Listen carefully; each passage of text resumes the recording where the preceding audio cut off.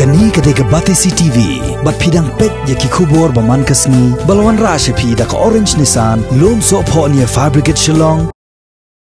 Ki Pulit jong ka laim kra police station kila register case hapo ki kenton baper jong ka Indian Penal Code, bat ka Motor Vehicle Act, persya ya kawi ka Kynthei samla, balatip kerteng kum ka Feby Dali Smith nongrum, ka badang life waste nam kerta, kapasyong pasa akisnong pokse non Halor ka Jingpyndonkam Bakla banyak klaim dayo Jingpen ya kawe ke kali bolero kabadon yo number ML not R not saw iwe hindrio hakamit jok arpesan trik benaya yong arjar arpo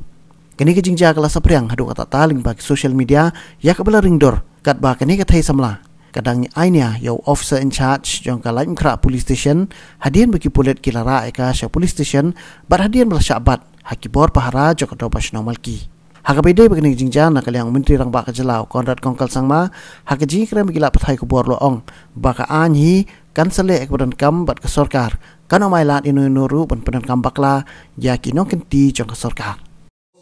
As per law, action will be taken, but I think the police forces and others do not be demoralized. The law will take its action as per the law, but I think it's a case which is like any other case, and it's not something that needs to be discussed publicly. But as I said, let me assure everybody that whatever the decision is will be taken as per law.